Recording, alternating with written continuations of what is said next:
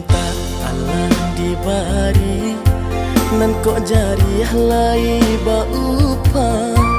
namun nan tak jadi kini urang nan mungkin au